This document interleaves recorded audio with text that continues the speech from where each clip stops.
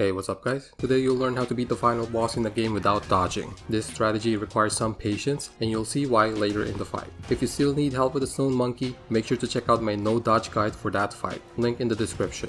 But first let's start with the setup. Use the full Yaksha armor set to get 25% damage bonus. For the weapon you can just use the Jingu Bang, or you can also use the weapon that you get from beating Erlang to get more damage with thrust attacks. Next you'll want to use this spirit to lower the cooldown of your spells. We just need the passive effect, so no need to level this up. Next, for the vessel, you can use the fan to get the free opening. This can be useful as a last resort. Then for curios, I'm using the pendant to reduce spell cooldown, and for the other two slots, I'm just using the curio set to get 3% more damage bonus and reduction. Next, use the supreme core to get the most amount of uses so that you can heal more mana with the jade essence drink. And for the two slots that you have with this drink, use breath of fire for the first one to get more unveiling strike damage with cloud step, and the last one can be the bee mountain stone. You're not going to rely on this to work, but it's just nice to have that chance to get more gourd uses. Otherwise, you can just use Tiger Relic for more crit chance instead. The relics during this fight will only work during the first phase, and the only important ones that you'll need is the Keen Insight for more crit damage and Everlasting Vitality for more health. Then use the Azure Dust transformation as a panic button in case he starts doing combos on you.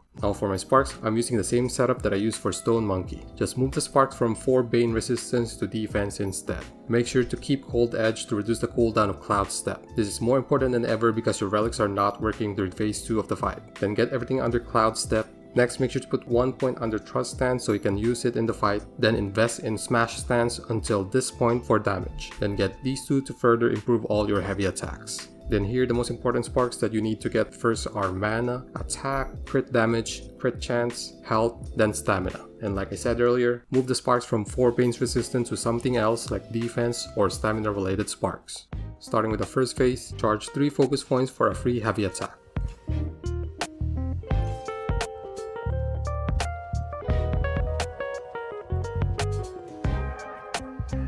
Then run back and keep a good amount of distance. Switch to Trust Stance because that's what you'll be using for the rest of phase 1. Wait for him to do his range attack before charging again because he can knock you out of charging. After he does that, you can now start charging your Thrust attack. Keep an eye on the boss and wait for him to roll towards you before attacking.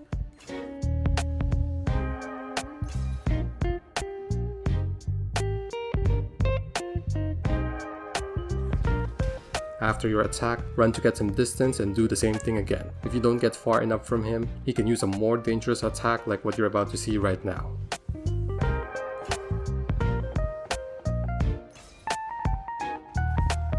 You can still stop him, but not without getting a hit. So it's better to get more distance between you and the boss so that you can force him to roll towards you before he attacks. Every now and then, when you see him climb up his staff, you can get a free hit. The best time to attack is when he does a backflip. It doesn't matter if you only have 1 or 2 focus points. Make sure to release your heavy attack while the camera is still facing up. My attack missed right here because I was too close to the invisible wall. And I noticed when you do a thrust heavy attack, you get moved back a little bit. So maybe that messed up the positioning a little bit. So after that, keep your distance again and start charging. He might use range attacks again, and you're free to dodge it if you like. I'm taking the hit just to prove that this can be done without dodging. Also, you don't want to get too far away from him because your stamina might run out before he even comes close. And this is what I mean with needing patience, because using this strategy in phase 1 can be very slow, but at least you'll save lots of resources, especially mana for the second phase. If your health gets low, you're free to heal if you like, but as long as you maintain a good amount of distance, the only things that will hit you are range attacks. And a good thing with having low health is the bonus attack that you get from the Yaksha headgear.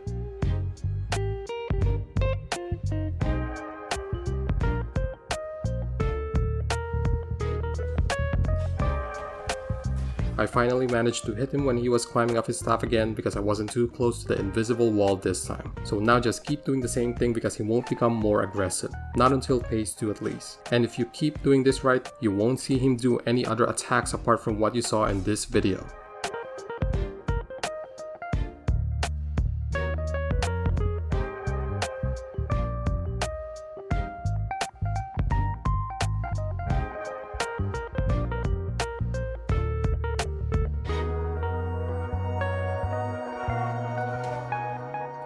So once phase 2 starts, immediately use Cloud Step, drink to activate Breath of Fire, switch back to Smash Stance, then start charging a heavy attack.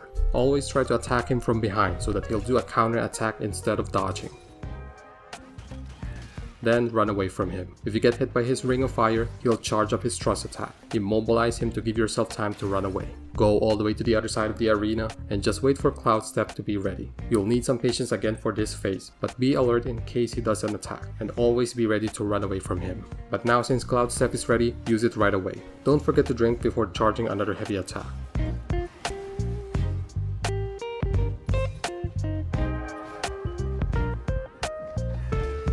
Then run away again after you hit him. If he starts doing a combo, you can use transformation to tank his damage, or use immobilize if it's available, especially if he's in the air to avoid his own smash heavy attacks. Just run far away again to the other side of the arena and wait for Cloud Step. Since we can't use Eagle Eye during this fight, we have to resort to this. The good thing is he just walks slowly towards you, and the farther you are, the more time you'll be saved before Cloud Step is ready again.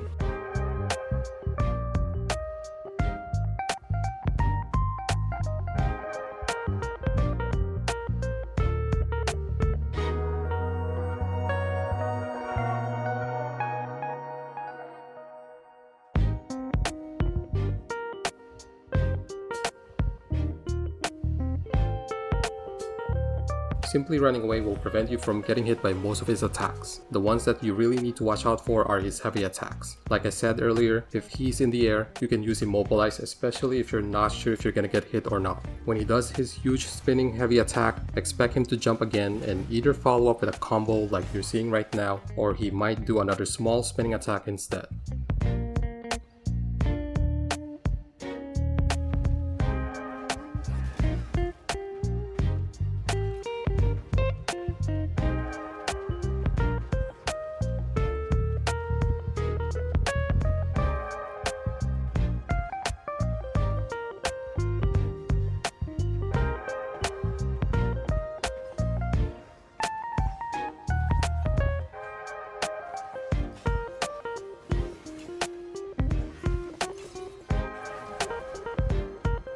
Remember, after you attack him, you should run away. Do not do what I'm doing right here. I wanted to use my fan because why not? But I did not put in distance between us before using it. So don't make mistakes like me and just stick to the original working strategy. And congratulations if this is your first time beating the game. Hopefully you're getting the true ending, which has a really amazing cutscene. If not, make sure to beat Erlang Shan first. You can find a link to my guide in the description. And if this video helped you beat the final boss, please leave a like and let me know down in the comments. Also, don't forget to subscribe for more boss guides and builds in the future. Thanks for watching.